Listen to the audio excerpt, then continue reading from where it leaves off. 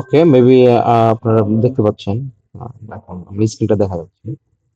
Actually যারা camera on করছেন, ক্যামেরাটা অফ করে দিতে পারেন, অথবা আমি এখান থেকে অফ করে দিচ্ছি।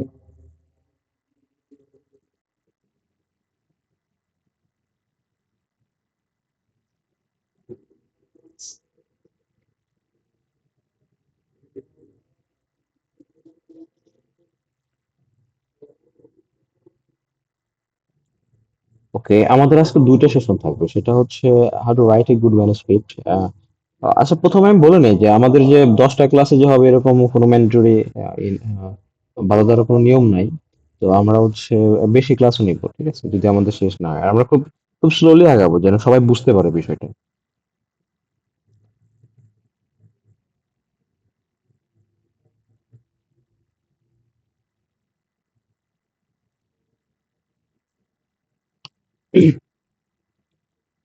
বেসিক্যালি আমার কিছুক্ষণ আগেই প্রায় আমরা 100 পার্টিসিপেন্ট তাদের সাথে অনেকক্ষণ কথা বললাম, তো ওইখানে মোটামুটি অধিকাংশই দেখলাম যে, মোটামুটি অধিকাংশ বলতে মানে মেজরিটি পার্সন ছিল তারা রিসার্চের সাথে আগে থেকে কানেক্টেড। তারা রিসার্চের বেসিক নলেজ গুলো জানে। তো আমাদের যে আজকের যে সেশনটা, এটা যারা বেসিক একদম রিসার্চের বেসিকটা শিখতে চায় তাদের জন্য খুবই গুরুত্বপূর্ণ।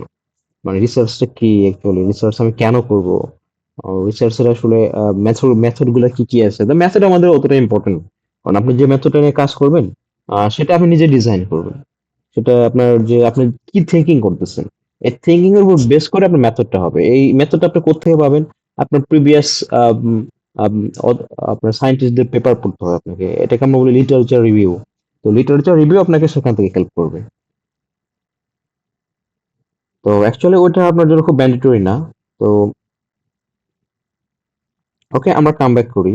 অ্যাকচুয়ালি অনেকে হয়তো জয়েন হতে পারতেছেন না।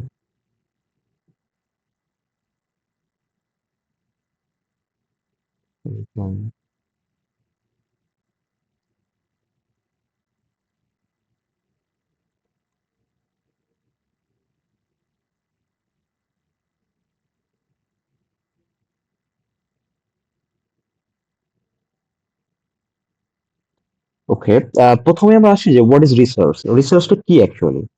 রিসার্চ হচ্ছে আপনার কন্টিনিউয়াসলি সার্চিং, আপনার continuously searching for new knowledge. আর রিসার্চটা হচ্ছে প্রতিনিয়ত নতুন নলেজের যে আপনার সন্ধান যে করবেন, এটা হচ্ছে রিসার্চ। হ্যাঁ, তো সংক্ষেপে যদি আমরা বলি এটাই রিসার্চ। বাট যদি আমরা ডিপলি একটা সায়েন্টিফিক্যালি যদি আমরা তাকে ডিফাইন করতে চাই, তাহলে রিসার্চটা হতে পারে যে আপনার একটা সাব পার্টিকুলার টপিক, একটা পার্টিকুলার সাবজেক্ট ও একটা পার্টিকুলার এরিয়াকে যখন আপনি চুজ করবেন, সেখান থেকে আপনি ভেরিয়াস টাইপস অফ ডাটা আপনি কালেক্ট করবেন, সেটাকে আপনি কম্পিউট করবেন, এবং একটা সুন্দর ম্যানুস্ক্রিপ্টের মাধ্যমে যখন আপনি এটা প্রেজেন্ট করবেন। প্রেজেন্ট আপনি কিভাবে করতে পারেন? প্রেজেন্ট আপনি করতে পারেন by submitting it to various article, various journal, in various journal or various publisher। তো এটা, এই যে আপনি যখন বিভিন্ন ওয়েতে আপনি যখন এটা কনসাইজ একটা কনসাইজ একটা আর্ট রাইটিং এর মাধ্যমে যখন আপনার হচ্ছে ডাটাটাকে সাবমিট করতেছেন, এই সাবমিটেড যে নলেজটা, এই নলেজটা হচ্ছে আপনার রিসার্চ। রিসার্চ মিনস হচ্ছে এক search again again, search again and again, ঠিক আছে? তো আশা করি এটা বুঝতে পারছেন যে এটা একটা সিস্টেমেটিক একটা প্রসেস। রিসার্চটা কন্টিনিউয়াস একটা সিস্টেমেটিক একটা প্রসেস। আপনাকে এমন ভাবে আগাইতে হবে যেখানে আপনার নতুন, আপনি একটা সুন্দর একটা মেথড ডেভেলপমেন্ট করছেন, সেই মেথডটার উপর বেস করে আপনাকে এটা আপনার ডিফাইন করতে হবে।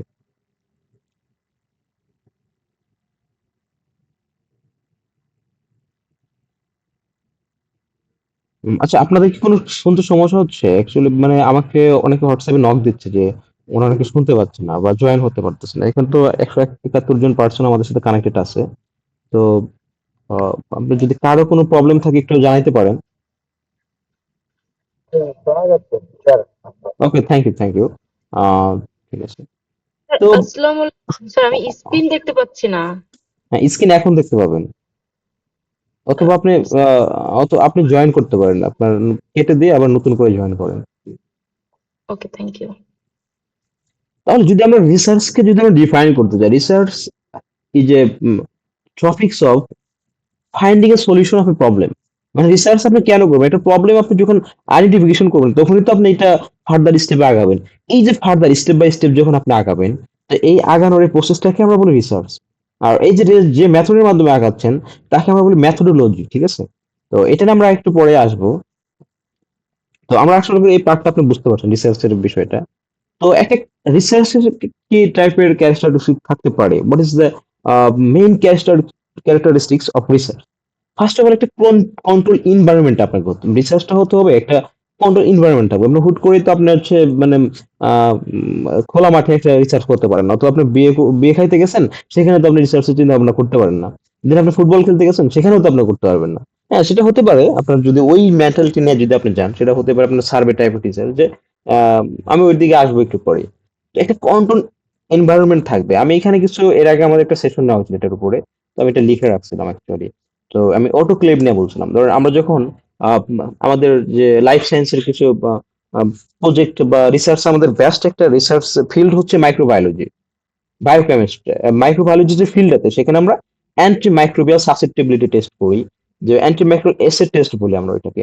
তো ওইটা করার জন্য আমাদের প্রথমে যেটা করতে হয়, তো আমাদের যে আমাদের যে বিভিন্ন অ্যাপারেটাস থাকে, আমাদের বিভিন্ন সাবস্টেন্স থাকে, সেগুলোকে অটোক্লেভ করতে হয়। অটোক্লেভ আমরা করি 121 ডিগ্রি সেলসিয়াস তাপমাত্রা, এটাকে আমরা বলি ও dry wet dry heat sterilisation. আছে অটোক্লেভ দুই টাইপের, একটা হচ্ছে ড্রাই হিট স্টেরিলাইজেশন, একটা ওয়েট হিট স্টেরিলাইজেশন বা ময়েস্ট হিট স্টেরিলাইজেশন আমরা বলি, ঠিক আছে?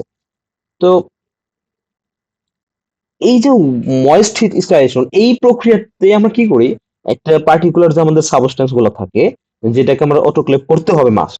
হ্যাঁ, তো ওগুলোকে 121 ডিগ্রি সেলসিয়াস টেম্পারেচারে 15 এটা আমরা বলতে পারি হচ্ছে আপনার 15 প্যাসকেল, মানে এই চাপে, এবং হচ্ছে আমাদের 20 মিনিট, 20 মিনিট ধরে আমাদের অটোক্লেভ করতে হয়। এটা কোনো স্টেরল মানে নির্জীব করা একটা বস্তুকে জীবাণুমুক্ত করা করা হয়। করে আমরা দেন হচ্ছে আমরা ল্যামিনার এয়ার ফ্লোতে নিয়ে ওই পুরো একটা কন্ট্রোল এনভায়রনমেন্টে আমরা কাজটা করি, যেটা ওয়ান ওয়ে ডিরেকশনে আমাদের এয়ারটাকে একটা ওয়ান ওয়ে ডিরেকশনে এয়ারটাকে আমরা ফ্লো করে। তো এই যে একটা প্রসেস, তাহলে আমাদের অবশ্যই একটা কন্ট্রোল এনভায়রনমেন্ট আমাদের লাগবে আমি যখন রিসার্চ করতে যাব। সেকেন্ড, আমাদের ভ্যালিড এবং ভেরিফাইবল হতো। অর্থাৎ ভ্যালিড মানে কি, আপনি যে রিসার্চটা করতেছেন তার মেথোডোলজি, আপনি প্রথমে আমি বলছি যে মেথোডোলজি আপনাকে অবশ্যই একটা ভ্যালিড মেথড হতে হবে। মানে এমন একটা মেথড নিলেন সেটা কিন্তু আপনার হচ্ছে কি, মানে আপনার যে রিসার্চটা, আপনার রেজাল্ট, আপনার যে ফাইন্ডিং, আপনার যে ডিসকাশন, আপনার ইন্ট্রোডাকশন তার সাথে কন্ট্রাডিক্টরি, তো সেটা কিন্তু আপনার হচ্ছে, এটা কিন্তু একটা ক্রাইম এক ধরনের। তো আপনার যদি ভুল মেথডে আপনি যখন রিসার্চটা করবেন, এটা ওয়ান কাইন্ড অফ ক্রাইম। ওকে, হ্যাঁ বলেন।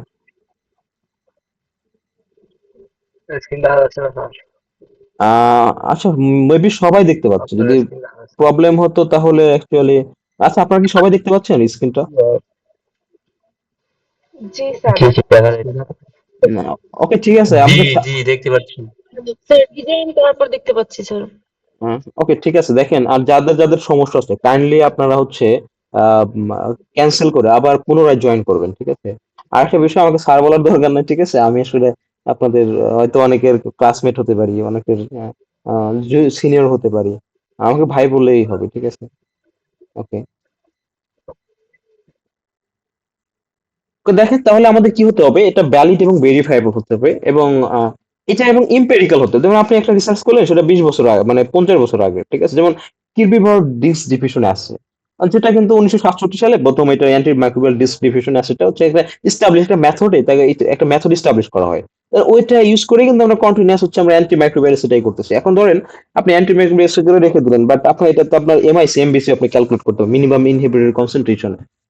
একটা মানে আপনার একটা নির্দিষ্ট পরিমাণ কনসেন্ট্রেশন পর্যন্ত আপনি এটাকে টেস্ট করতে পারেন। বাট সেটা আপনি করলেন না, ঠিক আছে? তখন তো ইম্পেরিক্যাল হলো না। আপনি দুইটাই করেন, তাহলে আপনার রিসার্চের জন্য, আপনার পেপারের জন্য ভালো হবে। তো আমাদের ইম্পেরিক্যাল হইতে হবে, এমন একটা রিসার্চ আমাদের করতে হবে যেটা আমাদের সমসাময়িক, যে রিসার্চ ট্রেন্ডটা বর্তমানে চলতেছে, ঠিক আছে? এখন আপনি যদি হচ্ছে সেই আহ, লুইস পাস্তুরের যদি ওই একটা হচ্ছে আপনার, এটা আমরা বলি জলাতক কুকুরের, সেটা নিয়ে যদি আপনি এখন রিসার্চ করতে যান, আপনার একটা ভালো ফাইন্ডিংস কিন্তু আসবে না। আসলে হচ্ছে আপনার যে ড্রাগটা আছে সেটা কিন্তু সাইড এফেক্ট এমনিতে এখন কম। হ্যাঁ, তো ওইটা নিয়ে আপনার আসলে রিসার্চ করার মতো আসলে কিছু নাই। আমার যেটা মনে হয় যে আসলে কিছু নাই, ওটা নাই রিসার্চ করার মতো কোনো টপিক নাই। তো আপনি এখন যেটা কি করতে পারেন, এখন হচ্ছে আপনি কোভিড-19 সেটা পুরাতন হয়ে গেছে। এখন আপনি কি করবেন, বিভিন্ন ড্রাগের যে মডিফিকেশন, যেমন আমি যদি আপনাকে একটা উদাহরণ দেই, যে ডাইক্লোফেনাক সোডিয়াম এর আমাদের ব্যথার ওষুধ।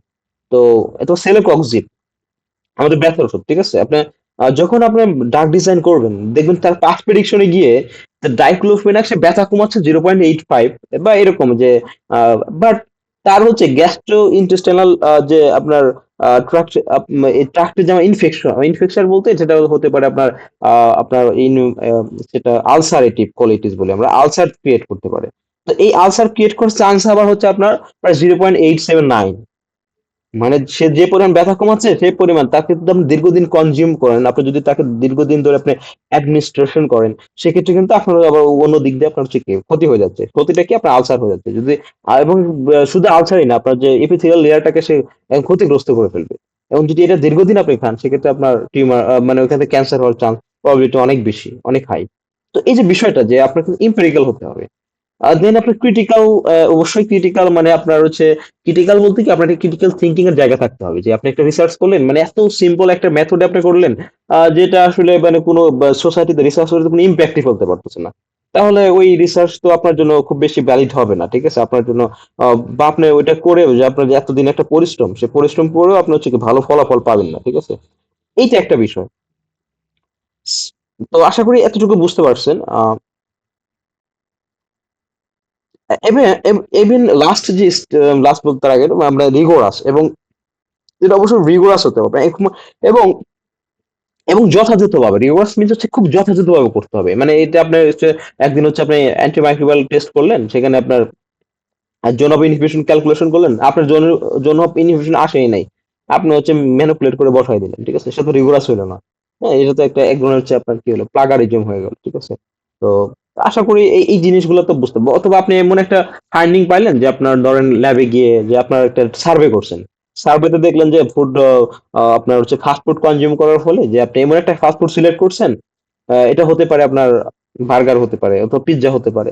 সেই পিৎজাতে আপনার ক্যান্সার হওয়ার চান্স নাই, আপনি বলে দিলেন যে হ্যাঁ পিৎজা খাওয়ার ফলে দীর্ঘদিন যদি কনজিউম করে তার হচ্ছে ক্যান্সার হয়ে যাবে, এবং কি ক্যান্সার হবে আপনার হচ্ছে ধরেন হচ্ছে তার হচ্ছে কোলোরেক্টাল ক্যান্সার হয়ে গেল, এরকম আপনি একটা ফাইন্ডিং দেখাই দিলেন, ঠিক আছে? তো এটা সার্ভে টাইপের রিসার্চ আপনি দেখলেন যে এটা কিন্তু আসলে এটা কিন্তু ভ্যালিড না, সেটা রিগোরাস হলো না, এটা যথার্থ একটা রিসার্চ হলো না, ঠিক আছে? আর একটা প্রশ্ন সিস্টেমেটিক, এবং একটা সিস্টেমেটিক ওয়েতে আপনাকে যাইতে হবে। এতে প্রথমে আপনি কি করবেন, যে আপনার প্রথমে আপনার যেটা রিসার্চ ফিল্ডটা সিলেক্ট করবেন, যে আমি কোন ফিল্ডে অ্যাকচুয়ালি রিসার্চ করতে যাচ্ছি, সেটা ফাইটোকেমিস্ট্রি, আর এটা আমার ফার্মেসিতে আমরা যেটা করি ফাইটোকেমিস্ট্রি আছে, মাইক্রোবায়োলজি আছে, দেন হচ্ছে আমরা ক্যান্সার রিলেটিভ আমরা অনকোলজি বলি, ঠিক আছে? তো এই টাইপের কিছু রিসার্চ ফিল্ড আছে। আমার প্রথমে যদি ফাইটোকেমিস্ট্রি করতে যাই, তাহলে এনভায়রনমেন্ট আমার আলাদা একটা আমার মেথডটা চেঞ্জ হবে, আমার প্রথমে প্ল্যান্ট সিলেকশন করতে হবে, এবং এই প্ল্যান্টের ইফেক্ট আছে কিনা এটা আমার প্রিভিয়াস লিটারেচার রিভিউ গুলা পড়তে হবে। আমাদের রিসার্চের রিভিউ আমরা বিভিন্ন সার্ভার থেকে ডাউনলোড করে আমরা এটা পড়তে পারি। তো পরে আমাদের দেখতে হবে অ্যাকচুয়ালি যে এই যে আমি যে প্ল্যানটা সিলেক্ট করছি, এটা আসলে এটা নিয়ে কিরকম কাজ হয়েছে। যদি বেশি পরিমাণ কাজ হয়, তাহলে তো এটা আপনার মানে সব ধরেন সব আপনি যে কাজ করতে যাচ্ছেন সব কাজ আগে হয়ে গেছে, তো সেটা আপনার অবশ্যই সায়েন্টিফিক কমিউনিটিতে খুব বেশি ইম্প্যাক্ট ফেলবে না। এমন না যে আপনি করলে খারাপ হবে, এরকম না, বাট ইম্প্যাক্ট ফেলবে না, ঠিক আছে? তো এমন একটা প্ল্যান সিলেক্ট করতে হবে যেটা নিয়ে আসলে কাজ খুবই কম হয়েছে, এবং আপনি যে ডিজাইনটা করছেন সেই ডিজাইন যে ডিজাইনটা করতে চাচ্ছেন আর কি, সেই ডিজাইন অনুযায়ী ওই রকম কাজ হয় না, সেটা আপনি ফার্স্টলি করলেন, দেন ওই প্ল্যানটা কালেক্ট করলেন, শুকাইলেন, তাকে গ্রিন্ডিং করলেন, গ্রিন্ডিং করার পর তাকে আপনি সক করলেন, সক করার পর তাকে আপনি হচ্ছে কি ফিল্ট্রেশন করার পর আপনি হচ্ছে কি আহ, সেটা আমরা বলি এক্সট্রাকশন করলেন, ঠিক আছে? সেটা বিভিন্ন এক্সট্রাকশন প্রসেস আপনি এক্সট্রাক্ট করে ওইটা নিয়ে বিভিন্ন টেস্ট করতে পারেন। আহ, তো টেস্ট করার পরে আপনি হচ্ছে বিভিন্ন ফাইন্ডিং আপনি পাইলেন, এই ফাইন্ডিং গুলো আপনার হচ্ছে কি তারপরে এই যে ফাইন্ডিং গুলা, এই ফাইন্ডিং গুলাকে আমরা বলি হচ্ছে একটা সিস্টেমেটিক মেথড, ওকে? তো এই যে আমি যে বললাম যে আপনি কি কি প্রসেসে আগাবেন, এটাকে আমরা মেথড, এবং এইটা একটা সিস্টেমেটিক ওয়ে। তো এখানে আমাদের কিছু জিনিস জিসিএমএস অথবা এলসিএমএস, এটা আমরা ফার্দার পরে করি যখন আমরা স্ট্যাকটা পাই, তখন তার মধ্যে কি কি কম্পাউন্ড আছে এটা দেখার জন্য আমরা কি গ্যাস ক্রোমাটোগ্রাফি, মাস স্পেকট্রোমেট্রি এটা আমরা করে থাকি। এটা কাদের জন্য? ভোলাটাইল কম্পাউন্ডের জন্য। যে সকল কম্পাউন্ড গুলা আমাদের সলিড থেকে ডিরেক্টলি সে ভোলাটাইল বা আপনি ঊর্ধ্বপাতন তো পড়ছেন অনেক সময়, ঠিক আছে? যে তার গ্যাসের সাবস্টেন্স নিয়ে তাকে হচ্ছে কি ওই আমাদের যে স্যাম্পলটা থাকে তাকে প্রথমে গ্যাসের সাবস্টেন্সের আমাদের গ্যাসীয় অবস্থায় নেওয়া হয়, নেওয়ার পরে ওইখান থেকে আমরা যে কম্পাউন্ড গুলো আইসোলেশন করি এটা হলো ভোলাটাইল কম্পাউন্ড। আর একটা হচ্ছে নন ভোলাটাইল, এটা হচ্ছে আপনার এলসিএমএস, যেটা হচ্ছে লিকুইড ক্রোমাটোগ্রাফি মাস স্পেকট্রোমেট্রি। এই কাজগুলো আমরা করি। তো এটা কখন করা হয়? এটা আমরা নন ভোলাটাইল সাবস্টেন্স গুলোকে দেখার জন্য। হ্যাঁ, তো এবং এটাকে করা হয় আমরা মাস বা চার্জ রেশিওতে আমাদের সাবস্টেন্স গুলোকে আইডেন্টিফিকেশন করা হয়। তো এইদিকে আমরা যাচ্ছি না, যেহেতু আমাদের এরকম বিভিন্ন ধরনের হচ্ছে স্টুডেন্ট আছে যে অ্যাকচুয়ালি অনেকে আমি জানি যে ইংলিশ থেকে আসছে বা আপনার নন সায়েন্স ব্যাকগ্রাউন্ড থেকে অনেকে আছে। তো আশা করি আপনারা বুঝতে পারতেছেন আমি কি বলতে যাচ্ছি অ্যাকচুয়ালি। সেকেন্ড হচ্ছে আমাদের রিসার্চের হচ্ছে উদ্দেশ্যটা কি, আমরা এইমস অফ রিসার্চ, আমরা কেন রিসার্চ করব। তো প্রথমে আমি হচ্ছে বলছিলাম, মেবি তখন সবাই আপনারা ছিলেন না, কানেক্টেড ছিলেন না। তো রিসার্চের একটা উদ্দেশ্য হচ্ছে আহ, আপনি ভালো করা, ঠিক আছে? আপনার ভালো করা বলতে আপনি ধরেন আপনার যে একটা উদ্দেশ্য আছে, আপনি হায়ার এডুকেশনে যাবেন। হায়ার এডুকেশন আপনার, তো সেখানে যদি আপনার রিসার্চ ভালো ইউনিভার্সিটি পেতে যান এবং সেটা রিসার্চ বেস যদি সাবজেক্ট হয়, অবশ্যই আপনাকে রিসার্চ একটা পেপার লাগবে এবং সেটা কিউ ওয়ান এ লাগবে। কিউ ওয়ান বলতে আপনার ফার্স্ট অথরশিপে লাগবে, এবং কিউ ওয়ান হলে আপনার জন্য প্লাস পয়েন্ট। আপনাকে ফার্স্ট হতে থাকতে হবে এটাতে। তো আমি একটু আগেই শেয়ার করতেছিলাম যে আমাদের একটা আপু, সে হচ্ছে বায়োকেমিস্ট্রিতে পড়ে, জাহাঙ্গীরনগর ইউনিভার্সিটিতে হচ্ছে মাস্টার্সে ফার্স্ট বায়োকেমিস্ট্রি। সে হচ্ছে নোয়াখালী বিজ্ঞান ও প্রযুক্তি বিশ্ববিদ্যালয়ে ওইখানে ভাইবা দিতে গেছে। তারপর ভাইবা বোর্ডে কোশ্চেন করা হয়েছে যে আপনার আপনার তো পেপার আছে, বাট কো ধরে আছে, বাট আপনার তো কি মানে ফার্স্ট হতে পেপার নাই কেন? তাহলে তো আপনি তো রিসার্চে খুব সাউন্ড না। ডিগ্রি কোশ্চেন করে বলছে, এবং তাকে এটা নিয়ে অনেক কোশ্চেন করছে, এবং আলটিমেটলি সে হতাশ। হতাশ কেন? মেবি তার ওইখানে জবটা হবে না। মানে এই যে আপনার একটা লিমিটেশন কি, তার সে ফার্স্ট অথরশিপে কোনো পেপার নাই। ইভেন আমাদের এখানে তার আজকে পরীক্ষা ছিল, এখানে আসছিল। সে এখানে পরীক্ষা দিয়ে গেল সায়েন্টিফিক অফিসার। এই এই এইটার উপর তার একটা একটা রিটার্ন ছিল। তো সায়েন্টিফিক অফিসার তার এখানে একটা যদি ভাইবা নেয়, একই কোশ্চেন করবে যে আপনার কেন ফার্স্ট উত্তর হিসেবে আপনার হচ্ছে পেপার নাই। আপনি তো টিচার হিসাবে জয়েন ফ্যাকাল্টি হিসেবে আসতে যাচ্ছেন, অথবা আপনি সায়েন্টিফিক অফিসার হিসেবে আসতে যাচ্ছেন, তাহলে আপনার কি দেখে নিব? এই যে একটা লিমিটেশন, এই লিমিটেশনটার সবচেয়ে বড় বিষয় হচ্ছে আমার রিসার্চ সাউন্ড না। আমাদের দেশে আসলে মানে আমাদের যে এনভায়রনমেন্ট, আমাদের এডুকেশন সিস্টেম, এটা রিসার্চ নিয়ে কেউ কথা বলে না, ঠিক আছে? তো রিসার্চে আসলে আলটিমেটলি রিসার্চে তো কোনো বেনিফিট নাই, আপনি তো এটা দৃশ্যমান কোনো বেনিফিট আপনি পাবেন না যে রিসার্চ করলেন আর আপনার বুড়ি বুড়ি টাকা আসলো। এরকম তো আপনার হচ্ছে কি, এরকম তো আমাদের হচ্ছে না। তাহলে আপনার এই কারণে আমাদের যে যে কমিউনিটি, সে কিন্তু রিসার্চ থেকে অনেকটা ডিপ্রাইভড। ওকে, তো বিষয়টা দেখেন যে আমাদের এটা তো আমি বললাম, এটা একটা মেইন এইম আমাদের হওয়া উচিত যে আমি আসলে ভালো করব, এবং যদি আমার যদি এরকম দীর্ঘমেয়াদী একটা পরিকল্পনা থাকে, আমি পড়াশোনার পরে আমি একটা ইউনিভার্সিটি টিচার হব, অথবা আমি বাইরে গিয়ে আমি বাইরে যাব, বাইরে কোনো ভালো কান্ট্রিতে যাব, ভালো একটা ইউনিভার্সিটিতে যাব, আমি সেখানে গিয়ে ভালোভাবে রিসার্চ করব। so এর জন্য আপনার অবশ্যই এখন থেকে রিসার্চের সাথে যুক্ত হওয়া মানে ম্যান্ডেটরি আপনার জন্য। সেকেন্ড হচ্ছে আপনাকে এটা নিউ নলেজ সম্পর্কে একটা আইডিয়া দিবে। আপনি দেখেন আপনার কন্টিনিউয়াস যখন যখন ধরেন আপনি একটা ডিজাইন করলেন যে আপনার মাইক্রোবায়োলজি এন্ড মাইক্রোবিয়াল রেসিস্টেন্স আপনি দেখবেন, ওটা যখন আপনি করবেন, আপনি যখন নতুন নতুন যে লিটারেচার রিভিউ করবেন, তখন আপনি দেখবেন বিভিন্ন আর্টিকেল থেকে বিভিন্ন ধরনের নলেজ পাচ্ছেন। হ্যাঁ, এবং আমার কাছে একটা মনে হলো যে আপনি ধরেন হচ্ছে আপনার হাসপাতালে কারো আপনার ধরেন লাংস ইনফেকশন হয়েছে, তো আপনি তার কাছ থেকে ওই আপনি হাসপাতালে গিয়ে যে লাংস ইনফেকশন যাদের হয়েছে, তাদের হচ্ছে তাদের ওই পেশেন্টদের কাছে স্যালাইভা লালা কালেকশন করলেন। লালা কালেকশন করে আপনার ল্যাবে আসা, মাইক্রোবায়োলজি ল্যাবে এসে সেখান থেকে আপনি কি ওই লালা থেকে আপনি তাকে ব্যাকটেরিয়া কালচার করেন। কালচার করে ব্যাকটেরিয়া ওইখান থেকে হচ্ছে কিছু ব্যাকটেরিয়া আপনার আইডেন্টিফিকেশন করতে বলেন যে এই ব্যাকটেরিয়া লালার মধ্যে আছে। দেন আপনি হচ্ছে নতুন একটা হচ্ছে কি বাজারে যে অ্যান্টিমাইক্রো ওই লাংস ইনফেকশনের কারণ এগেনস্ট আমাদের অ্যান্টিমাইক্রোবিয়াল ড্রাগ গুলো দেওয়া হয়, যে আমাদের ওই ড্রাগ ব্যাকটেরিয়া, তো অ্যান্টিবায়োটিক ড্রাগ গুলো দেওয়া হয়, ওই ড্রাগের এগেনস্টে আপনার সাসেপ্টিবিলিটি টেস্ট করে দেখবেন। তাহলে আপনি বুঝতে পারবেন যে আমরা এই ড্রাগটা আসলে কোন কোন ব্যাকটেরিয়ার এগেনস্টে রেসিস্ট্যান্ট হয়ে গেছে। তার মানে এই ড্রাগ তাকে প্রেসক্রিপশন করলে এই রোগী ভালো হবে না, এই ড্রাগ তার বডিতে কাজই করবে না। তো এই যে একটা নিউ নলেজ আপনি পাইলেন, এটা একটা ভালো আইডিয়া হতে পারে, মানে এটা খুবই একটা ভালো কাজ। যখন আপনার ম্যাচ পিপলের কাছ থেকে যখন আপনার ডাটা কালেক্ট করবেন, এটা আপনার সরাসরি পেশেন্টের কন্ট্যাক্টে গিয়ে যখন আপনি ডাটা কালেকশন করতেছেন এবং এই রিসার্চটা আপনার এক্সটেন্ড করতেছেন, এটা কিন্তু আপনার খুবই একটা ভালো কাজ হবে, এবং এটা খুব ভালো জার্নাল পাবলিকেশন হবে যদি আপনি করতে পারেন। ওকে, তো এই যে আপনার নিউ নলেজ, এই যে আপনি নিউ আইডিয়া পাচ্ছেন, বিভিন্ন পেপার পড়ে কিন্তু আপনি জিনিসটা পাবেন। এবং আপনার আমি আগেই বলছিলাম যে এক্সিস্টিং কোন নলেজ আপনার যদি থেকে থাকে, এটা করতে পারবেন লিটারেচার রিভিউ থেকে। এবং আপনার ওই পেপারে যে এক্সিস্টিং কোনো নলেজ আপনার থাকে অবশ্যই এটা পাবেন। এবং এক্সিস্টিং কোনো কাজ থাকে সেটা আপনি বুঝতে পারবেন যে এই কাজটা হচ্ছে, আমার এই কাজটা করা যাবে না, তাহলে আমি আমার মেথডটা একটু চেঞ্জ করে আমি এই কাজটা করি, বা আমি একটু মডিফাই করি আমার মেথডটা। তো এই, তাহলে আপনার কি এই এক্সিস্টিং নলেজ সম্পর্কে আপনার আইডিয়া পাচ্ছেন। সেকেন্ড হচ্ছে আপনার বিভিন্ন ভ্যারিয়েবল ডাটা, কি কি ডাটা তার সম্পর্কে রিলেশনশিপ আপনি বিল্ড আপ করতে পারবেন। আর আপনি যে রিভিউ আর্টিকেল করেন, ঠিক আছে, যে এটা বিভিন্ন টাইপের হয়, একটা হচ্ছে মেটা অ্যানালাইসিস, একটা সিস্টেমেটিক অ্যানালাইসিস। সিস্টেমেটিক হচ্ছে আপনার ওয়ে, আমরা মেথড ম্যানুয়াল। ওকে, আচ্ছা আপনার কি কোনো ভাই একটা কোশ্চেন ছিল আমার। হ্যাঁ বলেন, এই কারণে আমার কথাটা ডাবল আসছে। আচ্ছা, আপনি যে বললেন অথরের কথা, ফার্স্ট অথর, তো অথর বেসিক্যালি কি করবে পেপারে? অথরের কাজটা কি হবে? পেপারটা হচ্ছে আপনি কন্ডাক্ট করছেন, মানে আপনি কাজটা করছেন, মানে আপনারই কাজ এটা, ঠিক আছে।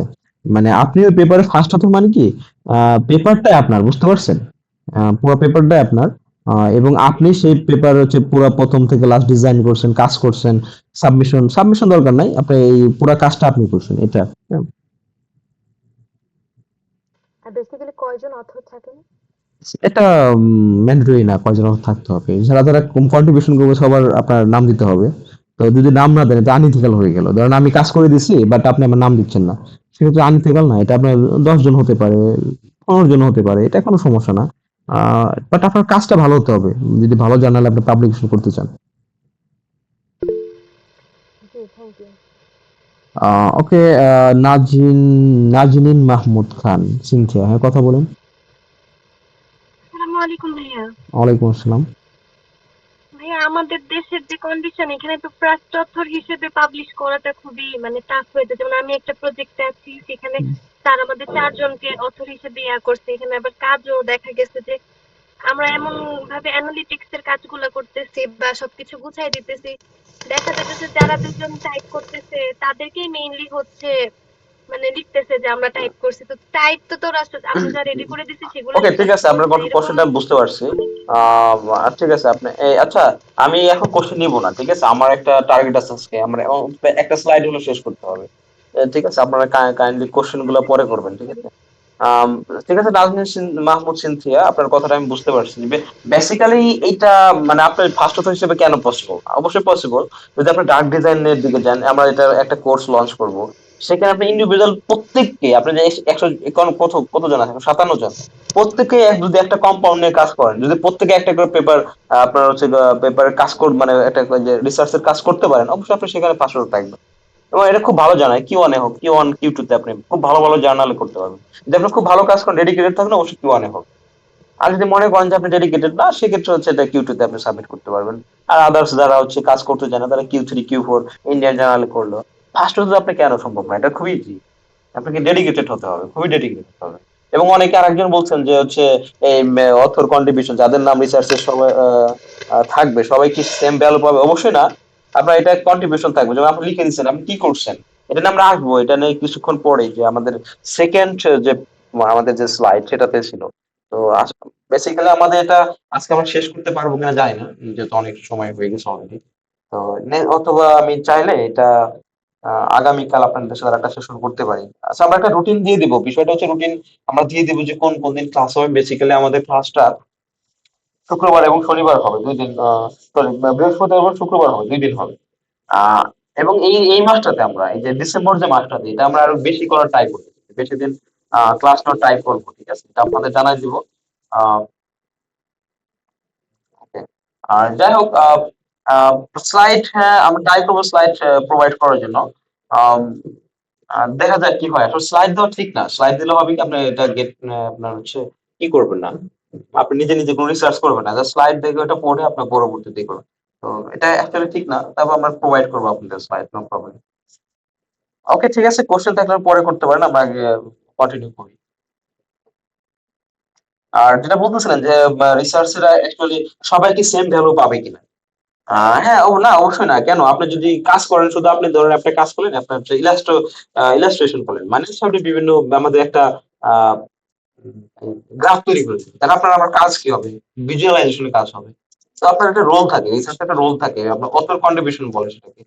তো অথর কন্ট্রিবিউশনে যে যে কন্ট্রিবিউশন করবে তার সে নাম, সেই জায়গায় তার হচ্ছে একটা কন্ট্রিবিউশন আমরা দিয়ে দেবো, ঠিক আছে? এটা ব্যাপারে আমরা দেখাবো, এটা নিয়ে আমরা ফার্দার।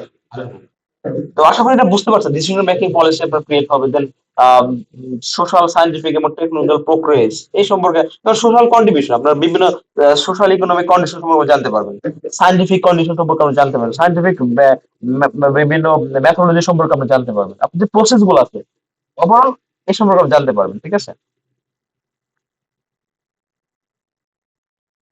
ওকে, সেকেন্ড হচ্ছে আমাদের যে আরেকটা প্রসেস, গোল অফ রিসার্চ, গোল সেমিং। আপনার প্রথমেই যে আপনার নলেজটা পাবেন, new understanding of new knowledge, existing problem, আপনার ডিসিশন মেকিং পলিসি। তো এই জিনিসগুলো, এটা আমি আসলে কথা বলি, একটু স্কিপ করতেছি যেহেতু এটা নেওয়ার অনেক কথা বলা হয়েছে। এখন একটা ওয়ার্ক ফ্লোটা কি হতে পারে, একটা রিসার্চে অ্যাকচুয়ালি ওয়ার্ক ফ্লোটা কেমন হতে পারে? অবশ্যই যে আপনি যে রিসার্চটা করবেন সেই রিসার্চ করার আগে আপনার কোন টপিকে রিসার্চ করবে এইটা আইডেন্টিফিকেশন করা সবচেয়ে বড়, মানে সবচেয়ে ইম্পর্টেন্ট বিষয়, সবচেয়ে ইম্পর্টেন্ট বিষয়। ধরেন আমি এখন একটা রিসার্চ করতেছি, আমার থিসিসে যেটা হচ্ছে যে আমি আসলে ক্যান্সার রিসার্চ করব। তো আমি কোন টপিকটা আমি সিলেক্ট করব, এইটা আমার একটা বড় বিষয়। যেমন আমি একটা সিলেক্ট করছি, ধরুন আমি একটা হচ্ছে জিন নিয়ে কাজ করবো, সেটা হেড টু জিন, মানে এটা নিয়ে আসলে আমার প্রথমে আমার দেখতে হবে যে আমার দেশে এই হেড টু জিন নিয়ে অ্যাকচুয়ালি কাজ হয়েছে কিনা। বুঝতে পারছেন যে আমি যে জিনটা আমি টার্গেট করছি ক্যান্সার জিন হিসেবে, যে এই জিনটার মিউটেশন যদি হয়, এই জিনটার মিউটেশনের কারণে আমাদের ক্যান্সার হতে পারে। এটা আবার পলিমরফিক মিউটেশন, আমি যেটা দেখবো সেটা পলিমরফিজম, ঠিক আছে? তো এই যে বিষয়টা, তাহলে আমার যে প্রথমে যেটা দেখতে হবে যে এই জিনে আমার দেশে কাজ হয়েছে কিনা, ইভেন এই জিনে আসলে বাইরে কোন কোন কান্ট্রিতে কাজ হয়েছে এবং কি লেভেলে কাজ হয়েছে, এইটা আমার আগে দেখার জন্য। যদি এটা আমি রিসার্চ গ্যাপ পাই যে ঠিক আছে এটা নিয়ে কাজ হয় নাই, এবং এটা নিয়ে কাজ হইলেও যে ধরেন এটা নিয়ে কাজ করে তুরস্ক এর আগে, ঠিক আছে? তো তুরস্কতে মাত্র ওরা 50টা ব্রেস্ট ক্যান্সার পেশেন্টের ব্লাড কালেক্ট করছে। তো আমি এবার কি করতে পারি, 100 জনের ব্লাড ক্যান্সার, 100 জনের হচ্ছে ব্লাড ব্রেস্ট ক্যান্সার পেশেন্ট থেকে ব্লাড কালেক্ট করে আমি যে রিসার্চটা কন্ডাক্ট করতে পারি। এবং আরেকটা যদি ফাইন্ডিং বলে, এটা নিয়ে আমার দেশে কাজ হয়, তার মানে এটা কিন্তু আমার জন্য ভালো হয়ে গেল, মানে এটা নিয়ে আমি কাজ করতে পারি। তাহলে আমি প্রথমে আমি টপিক সিলেক্ট করছি যে আমি কোন টপিকস নিয়ে কাজ করবো। সেটা ব্রেস্ট ক্যান্সার, কেন ব্রেস্ট ক্যান্সার? কারণ এটা পৃথিবীতে এখন হচ্ছে অ্যালার্মিং একটা ইস্যু, ব্রেস্ট ক্যান্সার, ঠিক আছে? প্রথমে যে হার্ট ডিজিজ, ডায়াবেটিক্স, তারপরে আপনার হচ্ছে এইগুলোর পরেই কিন্তু আপনার কি এই ক্যান্সার, ঠিক আছে? তো এর মধ্যে ব্রেস্ট ব্রেস্ট ক্যান্সার একটা অ্যালার্মিং। এটা এর বর্তমানে বাংলাদেশে অনেক মানে ওমেন এটা দ্বারা মানে এটার সাথে তার এফেক্টেড, ঠিক আছে? তো আমি এই কারণে আমি প্রথমেই করছি ব্রেস্ট ক্যান্সার নিয়ে করবো অথবা কোলোরেক্টাল ক্যান্সার নিয়ে। তো ব্রেস্ট ক্যান্সার আমি ডিজিজটা আমি সিলেক্ট করলাম, সিলেক্ট করার পর আমি জিন সিলেক্ট করলাম, এবং এই জিন নিয়ে আসলে বাংলাদেশের কাজ হয়েছে কিনা এটা দেখলাম। দেখার পরে আমি দেখলাম যে আসলে আহ, বাইরে কি কি কাজ হয়েছে এবং তারা হচ্ছে কতটুকু কাজ করতে পারছে এবং তাদের ফাইন্ডিংটা কি। ওই ফাইন্ডিং এর উপর ডিপেন্ড করে আমার মেথডটা এবার সাজাইতে হবে, ঠিক আছে? বুঝতে পারছেন?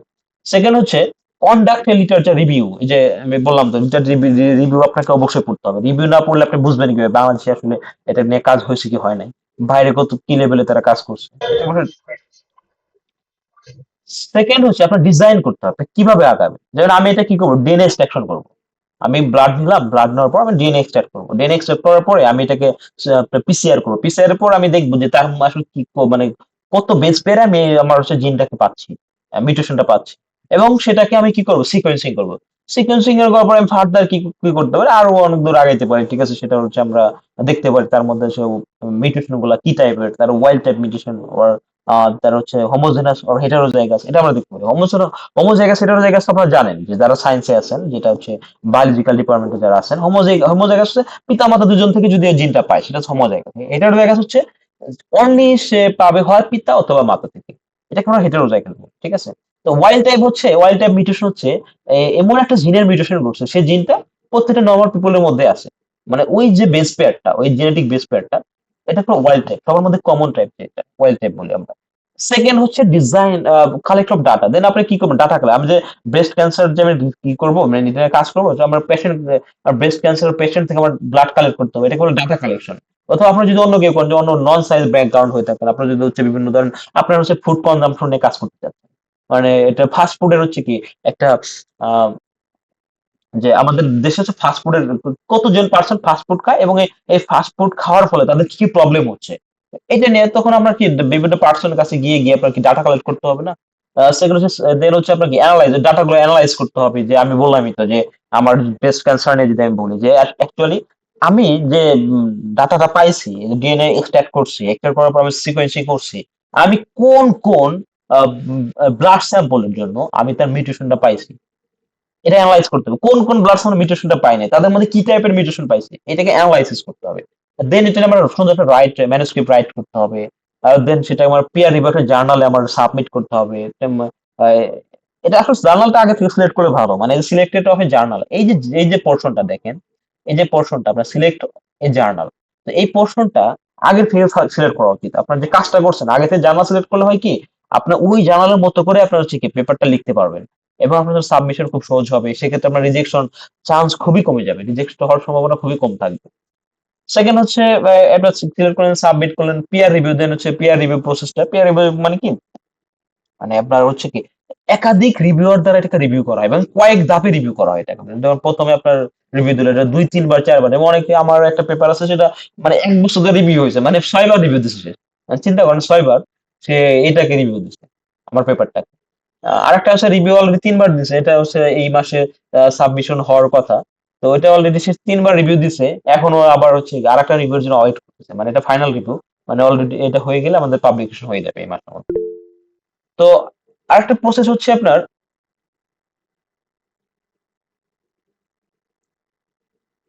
ওকে আচ্ছা আপনাদের কোশ্চেন একটু পরে করেন, ঠিক আছে? যে মানে হ্যাঁ আমি বুঝতে পারছি আপনাদের অনেক কোশ্চেন আছে, আমরা সময় দিব। যদি আপনাদের সমস্যা না থাকে আমি এটা 10:30 11টা মানে কোনো প্রবলেম না, মানে 11টা 11:30 নট প্রবলেম, আমার জন্য কোনো প্রবলেম না, বাট আপনাদের থাকতে হবে, ঠিক আছে, যদি কোনো কোশ্চেন থাকে। তো যাই হোক, সেন্স রিভিশন, রিসাবমিশন, দেন অ্যাকসেপ্টেন্স, ঠিক আছে? তো এই প্রসেসটা আপনাকে যাইতে হবে। এটা নিয়ে আমরা ফার্দার আরো কথা বলবো, মানে এটা নিয়ে আমরা খুব ডিটেলস কথা বলবো একটু পর।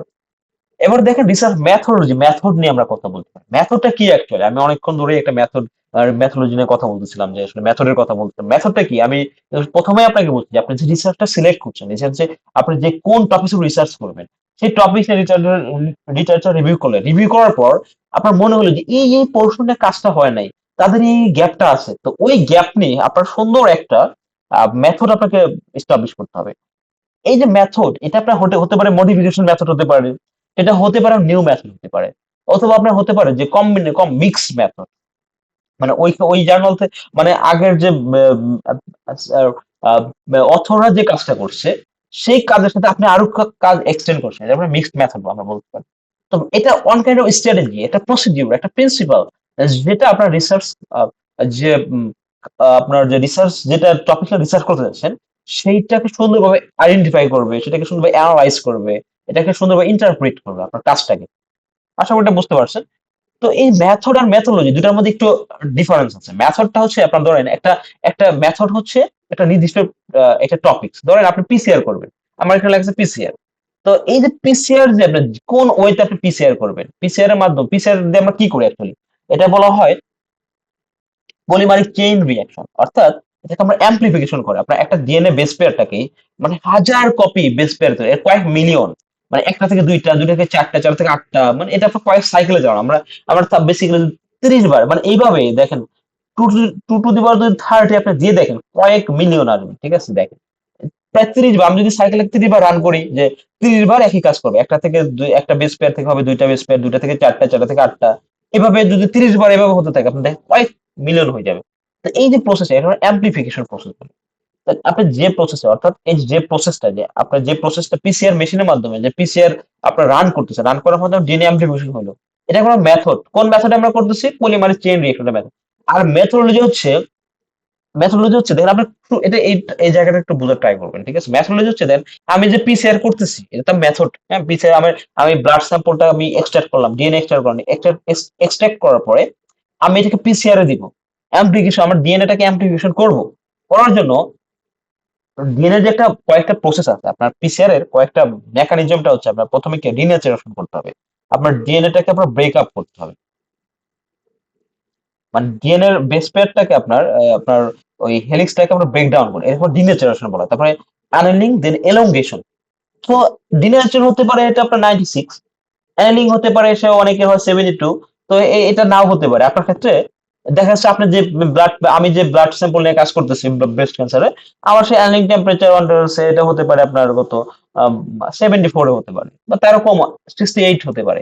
তো এটা আমার জন্য কি নতুন একটা প্রসেস, এটাকে বলে মডিফিকেশন হলো না? তাহলে আমি যে নরমালি তো আমাদের করতে 72 তে, বাট আমি এখন আমার জন্য যে অ্যানিলিং টেম্পারেচার কত এখন, এটা হতে পারে 68। তাহলে তো নরমাল যে মেথড থেকে কি একটু মডিফিকেশন হলো, এটা বলে মেথোডোলজি। অর্থাৎ আপনার কাজ করার জন্য আপনার মেথডটাকে কিভাবে মডিফাই করতেছেন, এটাকে আমরা বলি ম্যাথোডোলজি। বুঝতে পারছেন?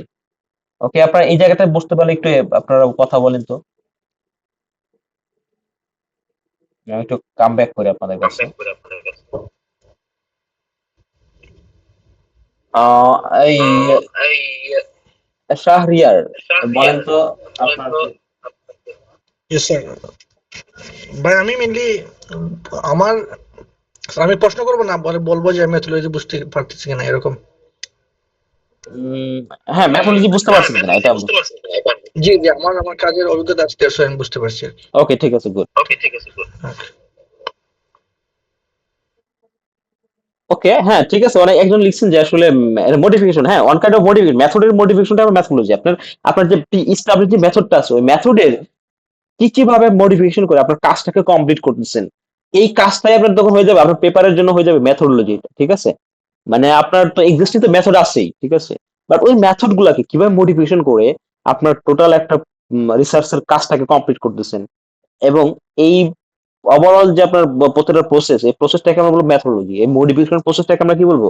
ম্যাথোডোলজি। ওকে, ঠিক আছে, আশা করি এটা বুঝতে পারবেন। দেন আমাদের রিসার্চের ক্লাসিফিকেশন, কি কি ওয়েতে আমরা ক্লাসিফাই করতে পারি রিসার্চকে, এটা আমরা কয়েকটা টাইপস আছে আমাদের ক্লাসিফিকেশনের।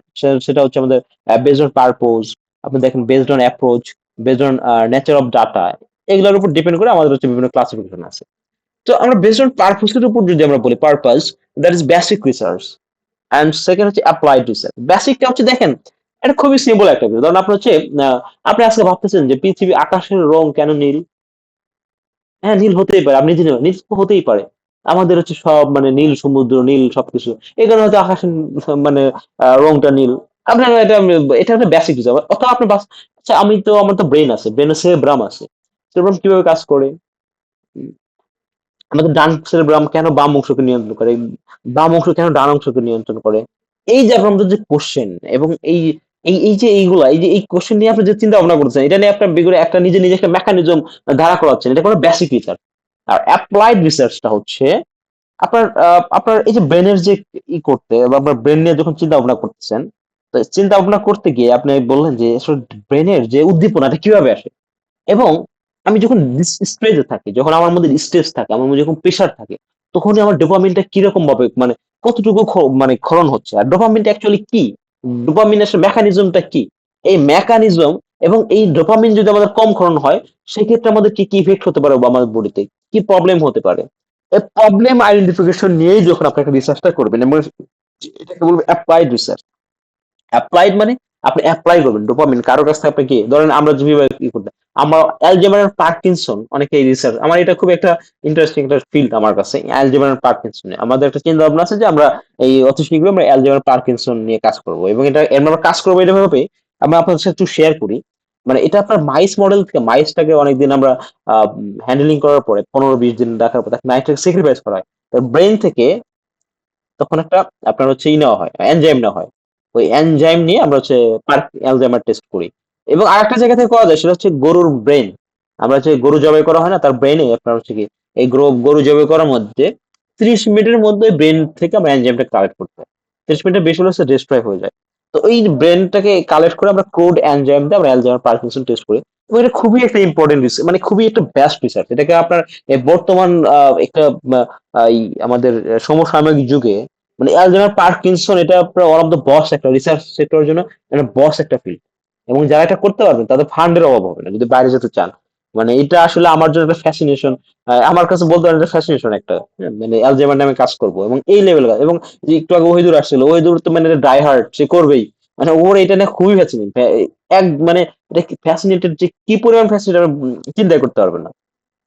তো এটা নিয়ে আপনি কাজ করতে পারেন অ্যালজাইমার পার্কিনসন নিয়ে। ঠিক আছে, আপনি দেখবেন যে তার ডোপামিন রিস্পন্সটা কিভাবে ক্ষরণ হতে পারে। ঠিক আছে, তার ডোপামিন নিয়ে তো আমরা অনেকেই মেকানিজমটা জানি, ডোপামিনের মেকানিজম, আহ, আশা করি যারা বায়োলজিক্যাল ফ্যাকাল্টিতে আছেন এই জিনিসগুলো আপনি জানেন, ঠিক আছে? তো এই মেকানিজম নিয়ে আপনি চিন্তা করতে পারেন, এই মেকানিজম নিয়ে তার আপনার মোটিভেশনটা দেখবেন যে আসলে তার মোটিভেশনটা কিরকম হতে পারে, তার মোটিভেশন লেভেলটা কিরকম, তার মেকানিজম লেভেলটা কিরকম, এবং সে কোথায় কোথায় বাইন্ড করে, ঠিক আছে? এবং তার ডোপামিন যে সিনথেসিস হয়, এই সিনথেসিসটার সময় বিভিন্ন ধরনের অ্যামিনো অ্যাসিড তারা এল টাইরোসিন এবং এল ডোপামিন এই জিনিসগুলো তারা ক্ষরণ করে। তো এই বিষয়ে যখন আপনি রিসার্চ করেন, এটা বলে অ্যাপ্লাইড রিসার্চ বলি আমরা, অ্যাপ্লাইড রিসার্চ। তো আশা করি যে দুইটা বুঝতে পারছেন, বেসিক আর অ্যাপ্লাইড এর মধ্যে। তো মেইনলি আসলে আমরা বলি যে আমি একটা জিনিস ক্লিয়ার করি আপনার, dopamine on kind of neuro transmitter. তো এটা প্রাইমারি কাজ করে কোথায়, আমাদের সেই অ্যাক্টিভ যে স্পেসিফিক একটা প্রোটিন আছে, এটা বলা জি প্রোটিন কাপলড রিসেপ্টর। আমি এটা এই জায়গায় লিখি নাই, যেটা বলে জি প্রোটিন কাপল রিসেপ্টর, এই নার্ভ সেল সেইখানে তারা হচ্ছে কি ওই কাপল রিসেপ্টরকে স্টিমুলেট করে আমার বডিতে উদ্দীপনা, আনন্দ এই জিনিসগুলো জায়গায়, ঠিক আছে? তো কারো যদি বিষাদ, সে খুব বেশি যদি ডিপ্রেশনে থাকে, তার মধ্যে ডোপামিন ক্ষরণ কিন্তু কমে যাবে। এবং দেখবেন যে খুব কেউ যদি চঞ্চল, মানে খুব বেশি এক্সাইটেড, তার মধ্যে ডোপামিন ক্ষরণ কিন্তু বেশি বেড়ে যাচ্ছে। তো এটা নিয়ে আপনি যখন কাজ করবেন এবং ল্যাব একদম রুট লেভেল থেকে কাজ করবেন এবং ল্যাব বেসড হিসেবে যখন আপনার কাজটা করে আসবেন, এটা হলো অ্যাপ্লাইড রিসার্চ বলি। সেগুলো অ্যাপ্রোচের উপর ডিপেন্ড করে আমরা কোয়ালিটেটিভ রিসার্চ আমরা বলতে পারি, একটা quantitative and mixed method research. Qualitative হচ্ছে আপনার এটা হতে পারে, ধরেন এটা ওয়ান কাইন্ড অফ, এটা আসলে রিসার্চের মধ্যে পড়েই না আমার কাছে যেটা মনে হয়। এটা এটা হতে পারে আপনার, ধরুন আপনি যদি ধরেন আপনি এমবিএ তে পড়েন বা বিবিএ তে পড়তেছেন অথবা মার্কেটিং এ জব করেন, সেক্ষেত্রে আপনার একটা প্রোডাক্ট আপনি সেল করবেন। এখন আপনি আজকে তৈরি করলেন, ধরেন হচ্ছে আপনার ধরেন রসমালাই তৈরি করলেন আপনি, ঠিক আছে? আচ্ছা, এটা রসমালাই, এটা ভালো না। ধরেন আপনি একটা টুথপেস্ট তৈরি করলেন, আপনার টুথপেস্টের নাম হচ্ছে ডোপামিন। ডোপামিন টুথপেস্ট আপনি কি করবেন, সেল করবেন। সেল করার জন্য আপনার কি করতে হবে? প্রথমে এই পেস্টটা আপনি কি ফ্রিতে দিতে পারেন, কিছু পার্সন 100 জনকে আপনি ফ্রিতে দিলেন যে ভাই আমি হচ্ছে আপনাকে ফ্রিতে দিচ্ছি, তো আপনি 1 মাস পর আপনার ফিডব্যাক জানাবেন যে আমরা এই পেস্টটা দিয়ে ব্রাশ করার পরে। তো 1 মাস পর তাদের কাছে আপনার ভিডিও, আপনার হচ্ছে কি একটা ফিডব্যাক নিলেন। ফিডব্যাক কি করলেন, সেটা কি ভিডিও ধারণ করলেন। এই যে ভিডিও ধারণ করলেন, এই ভিডিও ধারণ করার ফলে যে আপনি মানে আপনার যে হচ্ছে কি এই যে আপনার যে আইডিয়া, তার কাছে ইনফরমেশন পেলেন, ইনফরমেটিভ। এটাকে আমরা কোয়ালিটিভ রিসার্চ, মানে এটা একটা বিভিন্ন ইমেজের মাধ্যমে, বিভিন্ন ভিডিওর মাধ্যমে, বিভিন্ন ফোকাস, একটা গ্রুপকে ফোকাস করে যখন আমরা কাজগুলো করি, এটাকে আমরা বলি কোয়ালিটিভ রিসার্চ। বুঝতে পারছেন? আর কোয়ান্টিটিভ মানে একটা ডাটা নিয়ে কাজ করা, ডাটা, ঠিক আছে? তো আমি যদি আপনাকে বলি যে আমি আজকে ফাইটোকেমিক্যাল স্ক্রিনিং টেস্ট করলাম, কোনটা, ফেনোলিক টেস্ট করলাম। তো ফেনোলিকের জন্য আমি প্রথমে আমি একটা স্ট্যান্ডার্ডের সাপেক্ষে আমার যে স্যাম্পল আছে, এক্সট্রাক্ট আছে, তো স্ট্যান্ডার্ডের সেই সাপেক্ষে আমি এক্সট্রাক্টের আমি কি করব, আমি কম্পারিজন করে দেখবো কোনটা মানে আমার ইয়েতে ফেনোলিক কন্টেন্টটা কিরকম। তাহলে এই যে আপনার বিভিন্ন কনসেন্ট্রেশনে আপনি হচ্ছে বিভিন্ন হচ্ছে গিয়ে তার কনসেন্ট্রেশনে আপনার তার যে অ্যামাউন্টটা পাচ্ছেন, একটা বিভিন্ন কনসেন্ট্রেট করে আপনি যে অ্যামাউন্টটা পাচ্ছেন, যেমন আপনার ফেনোলিক আছে যে 243 এত milligram per gallic acid equivalent. তাহলে গ্যালিক অ্যাসিডের সাপেক্ষে আপনি কতটুকু পাচ্ছেন, এই কতটুকু পাওয়াটাই হচ্ছে আপনার কোয়ান্টিটিভ রিসার্চ। অথবা আপনার হতে পারে, ধরুন আপনি হচ্ছে একটা সার্ভে বেস রিসার্চ করলেন, ঠিক আছে? তো সার্ভে বেস রিসার্চে আপনি দেখলেন যে আম, মাসে বেতন কমার সাথে সাথে আপনার হচ্ছে, ধরেন আপনি মাসের প্রথমে 5 তারিখে বেতন পাচ্ছেন, বেতন পেয়ে গেলেন। তো 25 তারিখে আপনার বেতন কমার সাথে সাথে আপনার সংসারের আপনার যে ফ্যামিলির যে কন্ডিশন, তার যে হচ্ছে কিরকম কন্ডিশন, তার ফুড হ্যাবিট কন্ডিশন, তো এর কিরকম আপ ডাউন করতেছে, ঠিক আছে? ফুড হ্যাবিট কন্ডিশনটা কিরকম আপ ডাউন করতেছে। অথবা আপনার হচ্ছে কি আপনার টাকা কমার সাথে সাথে আপনার হ্যাপিনেসটা কিরকম ভাবে হচ্ছে কি আপ ডাউন করতেছে, এটা সাপেক্ষে যখন আপনি কি কি করতে পারেন, অবশ্যই আপনার রিসার্চ করতে পারেন। এটা একটা প্রসেস হতে পারে। অথবা আপনি দেখতে পারেন যে আপনি ইয়াং পিপলদের মাধ্যমে, যাদের এজটা হচ্ছে 25 থেকে 30, তাদের হ্যাপিনেস লেভেলটা কিরকম 25 থেকে 30, কারণ তারা তো ভার্সিটি থেকে বের হচ্ছে, পড়াশোনা করে বের হয়ে গেছে। তো বের হওয়ার ফলে তাদের বিভিন্ন স্ট্রেস থাকে, এই স্ট্রেসের ফলে তাদের হ্যাপিনেসটা কিরকম অথবা তাদের স্ট্রেস লেভেলটা কিরকম 25 থেকে 30 বছর, যে আমাদের স্টুডেন্টদের মধ্যে তাদের আপনি স্ট্রেস লেভেলটা আপনি যখন দেখতে যাচ্ছেন। তো এটাকে আমরা কোয়ালিটিভ রিসার্চ, আপনার একটা স্ট্যান্ডার্ড থাকতে পারে। এটা হতে পারে সার্ভিস রিসার্চ, হতে পারে ক্লিনিক্যাল ট্রায়ালস, হতে পারে এটা হতে পারে রিগ্রেশন মডেল অ্যানালাইসিস, হতে পারে আহ, যে কোনো টাইপের রিসার্চ হতে পারে। বাট এটা কোয়ান্টিটিভ, মানে আপনি বিভিন্ন একটা ভ্যালু নিয়ে কাজ করবেন আর কি। আর মিক্স মেথড হচ্ছে কোয়ান্টিটিভ এবং কোয়ালিটিভ দুটার মিশ্রণে একটা কাজ হবে সেটা, ঠিক আছে? এটা এটা অ্যাকচুয়ালি আমরা যে ল্যাব বেস কাজ করি, এটা এটা অনেক মিক্সড মেথডই কাজ করি আমরা, ঠিক আছে? কোয়ান্টিটিভ কোয়ালিটিভ দুইটাই থাকে, কারণ আমরা আমাদের তো একটা কি পিকচারাইজেশন করতে হয় বিভিন্ন ডাটা গুলার। এবং দেখেন আপনার কিন্তু একটা হচ্ছে আপনার প্রথমে যখন আমরা করি সাবমিশন করতে যাই তখন ওভারভিউ দিতে হয়, পুরো আমাদের কাজের একটা ওভারভিউ করতে হয় কিন্তু, ঠিক আছে? তো এটাকে আমরা মিক্স মেথডই বলতে পারি অনেক সময় আমাদের যে কাজগুলো আমরা ল্যাবে করি। সেকেন্ড হচ্ছে দেখেন যে এই based on nature of data, ডাটার উপর ডিপেন্ড করে এটা কি ডেসক্রিপটিভ হতে পারে, অ্যানালিটিক্যাল হতে পারে, এক্সপেরিমেন্টাল হতে পারে, অ্যান্ড এক্সপ্লোরেটরি রিসার্চ হতে পারে। ডেসক্রিপটিভ রিসার্চটা কিরকম, মানে আপনি একটা দেখেন একটা একটা বিশাল এক লার্জ পপুলেশন কিনা যখন আপনি কাজ করবেন, লার্জ পপুলেশন নিয়ে আপনি কাজ করে এটা নিয়ে যখন আপনি কাজ করতে চান ডেসক্রিপটিভ, ধরেন আমি যদি আপনাকে বলি যে এখানে আছে সেন্সাস মার্কেট সার্ভে, ঠিক আছে? সেন্সাস আপনার মার্কেট দেখলেন যে আপনার এই শীতকালীন আপনার সময়ে পুরো বাংলাদেশে সবজির বাজারটা কিরকম থাকে, তো এবং সবজির প্রাইস গুলা কিরকম থাকে। তো শীতকালে আর গরমকালে দুইটার মধ্যে আপনার কি করতে পারেন, সার্ভে করে আপনি রিসার্চ করতে পারেন যে আপনার গরমকালের শীতের সবজির মার্কেটের সবজি বাজারের অবস্থা, শীতকালের সবজি বাজারের অবস্থা, দুইটার ডিফারেন্স আপনার যখন আপনি কি করবেন, এবং এটা একটা আপনার লার্জ একটা ডেসক্রিপশন থাকবে আপনার এটা রিসার্চের মধ্যে। কিরকম ডেসক্রিপশন থাকতে পারে, সেখানে আমরা বেগুনের প্রাইস দিতে পারি যে বেগুনের শীতকালীন বর্তমানে সে 20 টাকা কেজি, আহ এবং গরমকালে সেটা হচ্ছে আপনার যখন রোজা আসে, অথবা আরেকটা করতে পারেন রমজান মাসে কিছুদিন পরে তো রোজা, হ্যাঁ রোজার সাথে আপনি শীতকালীন কম্পারিজন করতে পারেন যে রোজা আসার সাথে সাথেই তার চাহিদা বেড়ে যাচ্ছে, মানুষ হচ্ছে খাবার একটা চাহিদা যখন বেড়ে যাচ্ছে তখন আমার এই বেগুনের দামটা, ব্রিঞ্জালের দামটা বেড়ে যাচ্ছে। এবং এটা কেন বেড়ে যাচ্ছে, কারণ তখন হচ্ছে আমাদের মার্কেট ডিমান্ডের তুলনায় তার যোগানের পরিমাণটা খুবই কম থাকে। আমার যে পরিমাণ মার্কেট চাহিদা থাকে সেই তুলনায় আমাদের বেগুনটা মানে আমরা যোগান দিতে পারি না। এই কারণে হচ্ছে আমাদের ওই সময় বেগুনের দামটা বেড়ে যায়।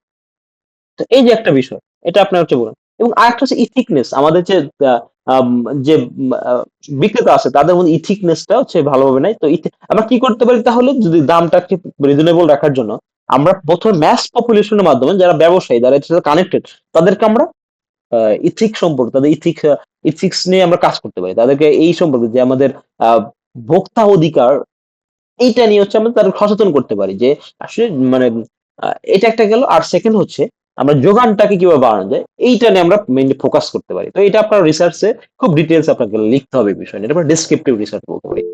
অ্যানালাইটিক্যাল রিসার্চটা হতে পারে যে আপনার কজ এবং ইফেক্ট, ধরেন আপনি একটা অ্যানালাইসিস করবেন, আপনি জিসিএমএস কেন করবেন, আমি একটু আগে বললাম যে আপনি জিসিএমএস কেন করবেন, অবশ্যই আপনি কম্পাউন্ড দেখার জন্য। এবং কম্পাউন্ড শুধু দেখলে কি হবে, আপনার মধ্যে একটা লিড কম্পাউন্ড লাগবে যে যে কম্পাউন্ডের কারণে আপনার এই ইফেক্টটা আছে, যে ওটা আমরা ডাক ডিজাইন করতে পারি, ওটা আপনার কি করে সিমুলেশন ইনসিলিকো করলেন, ঠিক আছে? মডেলে আপনি অ্যানালাইসিস করলেন, সেটাকে আমরা ডাক ডিজাইন বলতে পারি।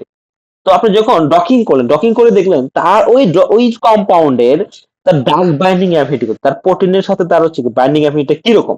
যদি আমাদের বাইন্ডিং অ্যাফিনিটি ভালো হয় তার মানে সে ভালো কাজ করবে ওই কম্পাউন্ড থেকে, তার মানে আমার এক্সট্রাক্ট থেকে যদি ওই কম্পাউন্ডটা আইসোলেশন করতে পারি, এটা আমার জন্য হচ্ছে কি হতে পারে, সে অ্যান্টিবায়োটিক অ্যাক্টিভিটি ভালো দিচ্ছে, হতে পারে সে হচ্ছে কি আপনার হচ্ছে অ্যানালজেসিক অ্যাক্টিভিটি ভালো।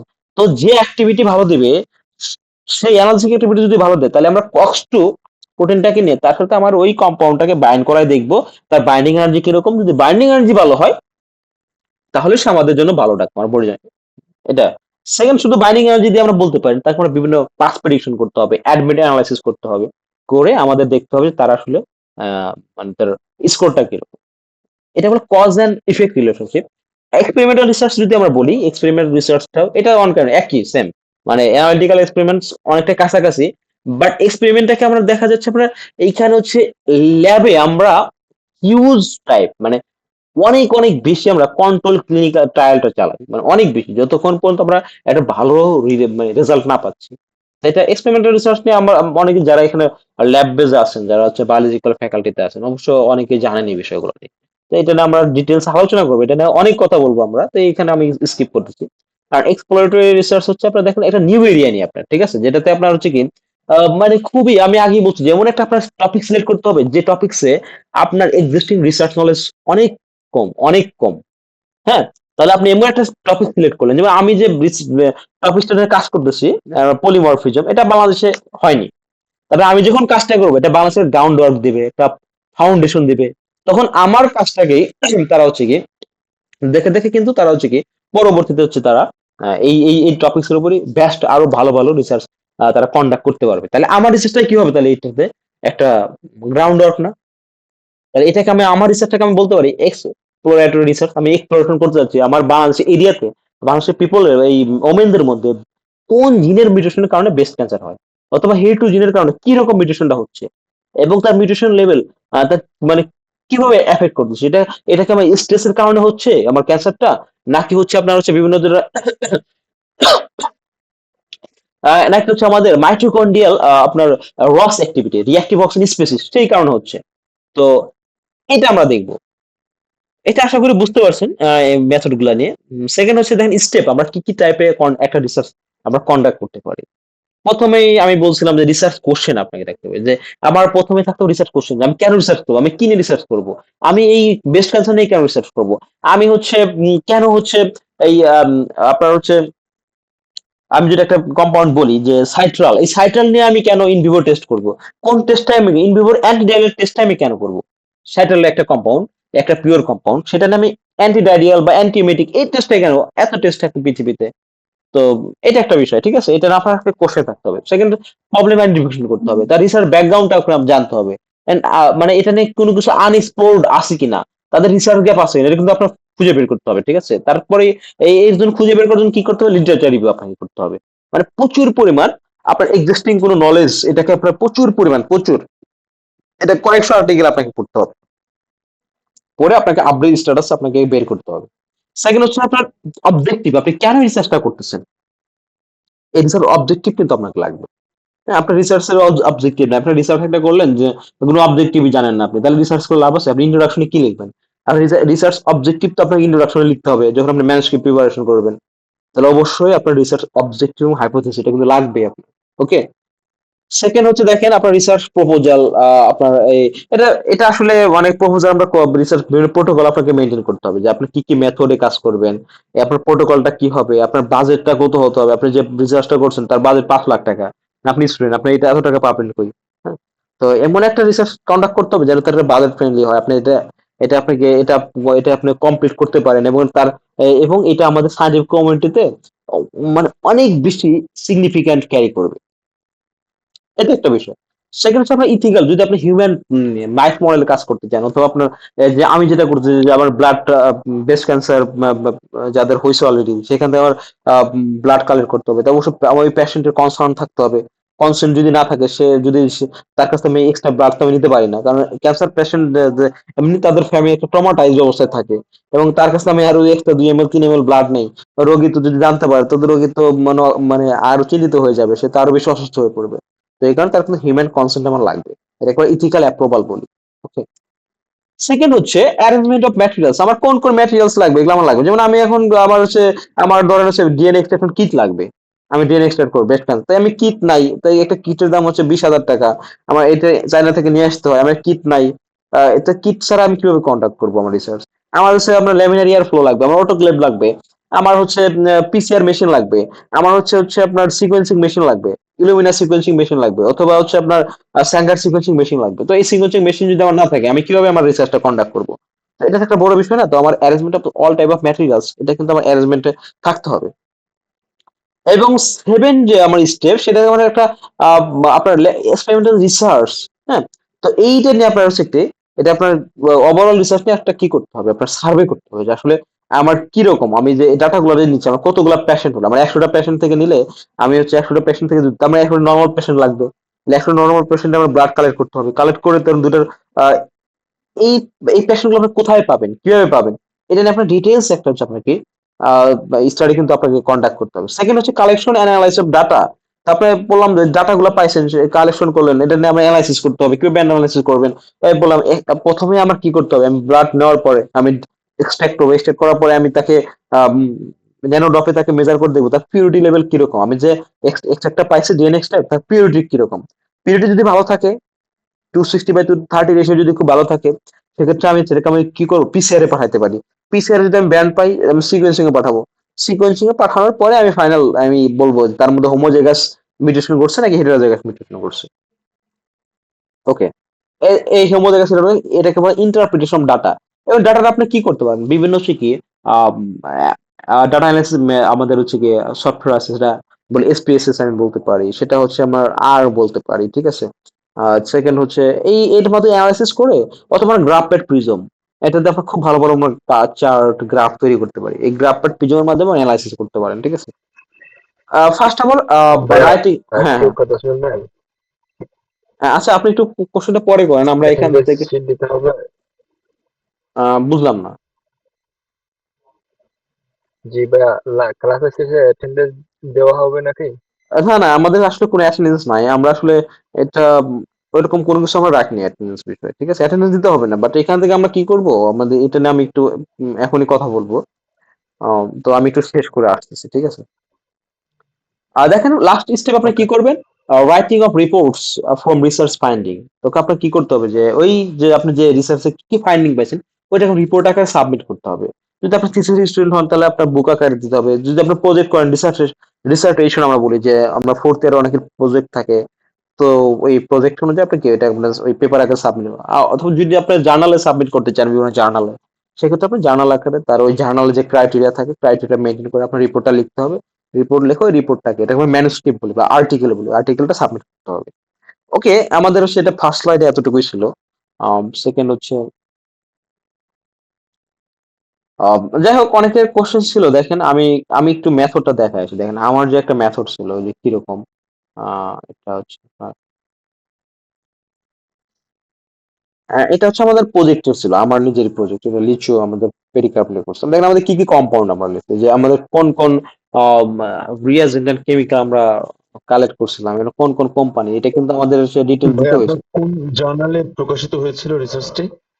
হ্যাঁ, না, এটা একটু এখন বিস্তারিত সাবমিশনে বলুন। আছে। ঠিক আছে? এটা একটা Q1 পেপারে আমরা সাবমিট করছি। এটা এখনো হয়। আচ্ছা ভাই, Q1 পেপারের এপিসি কে আর কি হচ্ছে হলো কিভাবে ফান্ডিং পাওয়া যেতে পারে আর কি এপিসি জন্য আর কি Q1 ওকে, পেপার ধরুন যদি এলসেভিয়ার বা ল্যান্ডসেট। আপনি যদি একটু আমাদের কাইন্ডলি টাইম দিতেন, সেক্ষেত্রে আমি এটা খুবই মানে না আসবে, শিওর শিওর শিওর, এখনই আমি আসবো। ঠিক আছে? প্রশ্নটা করে রাখলাম আর কি, sorry for okay, the okay. Interruption. হ্যাঁ, ওকে।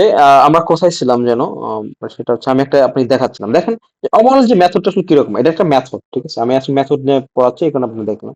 দেন এই যে আমাদের কি কি কম্পাউন্ড গুলো এটা লিস্টেড করতে হয়েছে, আমাদের কি কি আমরা ইনস্ট্রুমেন্ট ইউজ করছি, সেটাও কিন্তু আমাদের ছবি সহ আমাদেরকে লিস্ট আপ করতে হয়েছে। ঠিক আছে? এখন আমাদের যে কোন কোন দেখেন প্রেজেন্ট স্টেট অফ প্রোটোকল, আমরা কিভাবে এই প্রোটোকলটা মানে প্রথমে সিলেক্ট করছি।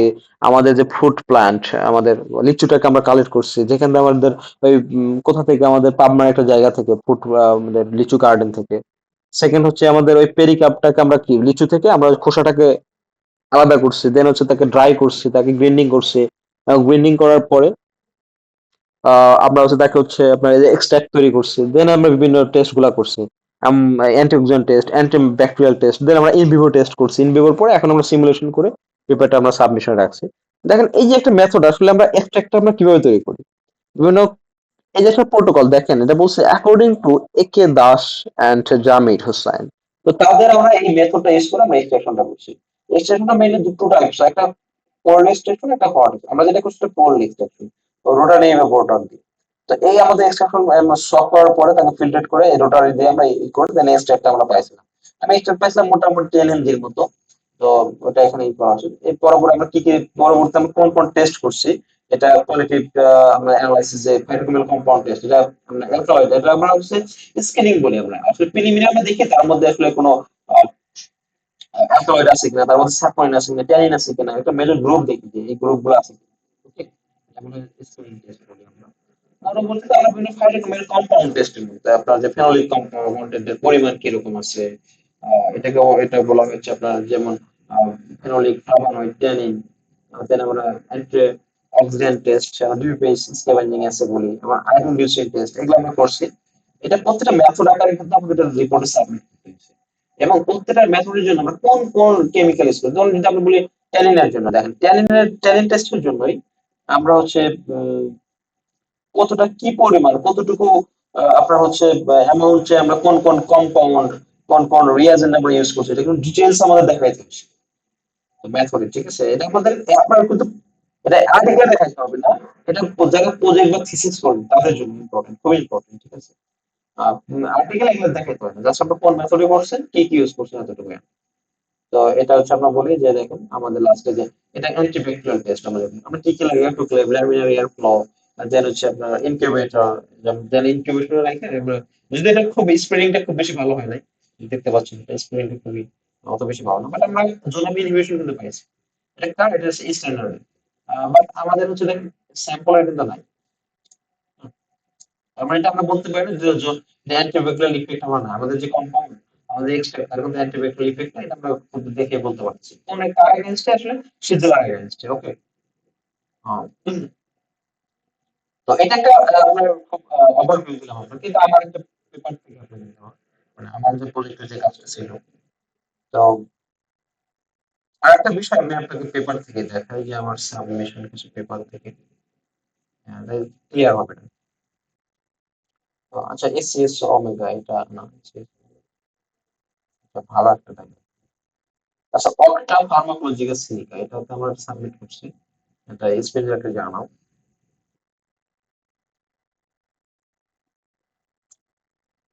ওকে, দেখেন হচ্ছে আমাদের এটাতে এটার মেথডটা কিরকম দেখেন।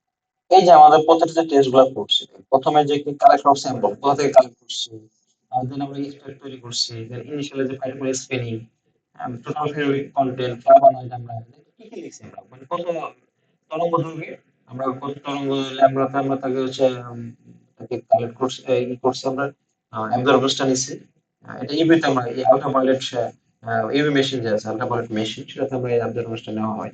এবং আমরা এটা কোন কোন ওয়েতে আমরা করছি দেখেন। এই এটা টোটাল ফ্যামিলি কন্টেন্ট ডিটারমাইন করে কোন মেথডে দেখেন, এই যে এফসিআর রিয়েজেন্ট ইউজ করে আমরা কাজটা করছি, এবং স্যাম্পল কতটুকু নিচ্ছি, তার সাথে এফসিআর কতটুকু অ্যাড করছি, এবং কয় মিনিট থেকে ইনকিউবেট করতে হয়েছে, এটা আমার সংক্ষেপে ডিটেইলসটা আপনাকে লিখতে হবে পেপারে। তো প্রজেক্ট আর থিসিস যেটা লিখবেন পেপারে লিখবেন, আর আপনার আর্টিকেল পেপার কিন্তু সেম হবে, ম্যানুস্ক্রিপ্টে কিন্তু সেম জিনিস লাগে, মানে কত বড় করে লেখা যাবে, লেখা যাবে এরকম কোনো সামারাইজ দিয়ে তোমার ২ থেকে ৩ লাইনের মধ্যে আপনাকে লিখে শেষ করতে হবে। আর দেন এটা যে আমরা ডাটা অ্যানালিসিসের মাধ্যমে আমরা দেখাইছি এসিএম, মিন ভ্যালু। তো এটা প্লাবনের ক্ষেত্রে একই, ডিবিপিএস এর ক্ষেত্রে একই সেম। আর দেন হচ্ছে আপনার বায়োসিম মিথাইল সাইটোটোক্সিসিটি টেস্ট আমরা করছি এটাতে। দেন ইন ভিভো টেস্ট করছি, ইন ভিভো কি করছি, অ্যাকিউট টক্সিসিটি টেস্ট করছি, পেরিফেরাল অ্যানালিসিস করছি, আমরা সেন্ট্রাল অ্যানালিসিস করছি, মানে তো পেরিফেরাল অনেকগুলো টেস্ট আছে, দেন ভটপ্রিট মেথড আছে, দেন অ্যান্টি আপনার হচ্ছে আহ, আর আপনার সেন্ট্রালে কি কি আছে, এগুলো সবগুলো আপনারা জানেন যারা এই টেস্ট গুলো অলরেডি আপনারা আগে করে ফেলছেন। তো ওভারঅল এটা মেথড আমাদের লিখতে হয় কিন্তু এগুলো। ঠিক আছে দেখেন। তো জিসিএমএস আমরা করছি, দেন আমরা এটা ইনসিলিকো করছি। তো রেজাল্ট, ওকে, রেজাল্ট আমরা অন্যদিন আসবো, এখন রেজাল্ট আমরা যাচ্ছি। তো আশা করি বুঝতে পারছেন এটা। আপনাদের কোনো কোশ্চেন থাকলে এখন জিজ্ঞেস করুন। আমরা কোশ্চেন কয়েকটা কোশ্চেন পাইছি, যে আমরা অ্যান্সার দিয়ে নিই। তো ফার্স্ট অফ অল আমাদের কোনো অ্যাটেন্ডেন্স থাকবে না, কেন থাকবে না, কারণ এটা একদমই একটা স্বেচ্ছাসেবী একটা হচ্ছে কাজ। আমরা হচ্ছে নিজেদের দায়িত্ব থেকে শেখাচ্ছি আপনাদের। শেখানোর উদ্দেশ্যটা হচ্ছে কি, অনেকে আমাকে নক করছিল যে আপনারা কেন ফ্রিতে শেখাচ্ছেন, বেনিফিট কি, আপনাদের বেনিফিট না থাকলে কেন শেখাচ্ছেন। আসলে আমাদের বেনিফিট হচ্ছে কি, আমরা একটা কমিউনিটি বিল্ড আপ করতে যাচ্ছি, যারা হচ্ছে একটা রিসার্চে খুব ইন্টারেস্টেড, মানে but তাদের একটা ভালো প্ল্যাটফর্ম দরকার। আহ, মানে তো এটা আপনার মেথড শিখতে হলে কেন আপনাকে টাকা দিতে হবে, বা এই যে রিসার্চের বেসিক জিনিসগুলো শিখতে কেন আপনাকে টাকা খরচ করতে হবে। এটা তো আমাদের একটা লিমিটেশন, আমাদের জন্য হচ্ছে, এটা আমাদের দেশের জন্য একটা লিমিটেশন, আমাদের মেন্টালিটি সমস্যা।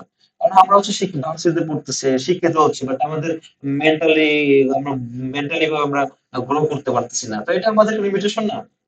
আমি কেন মেথড বা রিসার্চের বেসিক শিখতে হবে টাকা নেবো। হ্যাঁ, সত্যি কথা, আমার এখানে ইনভেস্ট করতে হয়েছে। আমাদের এখানে মোটামুটি ধরেন যে আমি আজকে গুগল মিট খেলাম, এটা তোমার ১২০০ টাকা লাগছে। আমি এটা বুস্ট করছি, সেটার জন্য মানে এটা বুস্ট করার পরে আমার ২০০০ টাকা খরচ হয়েছে, মোটামুটি ধরেন সব মিলে আমার ৫০০০ টাকা খরচ হয়েছে।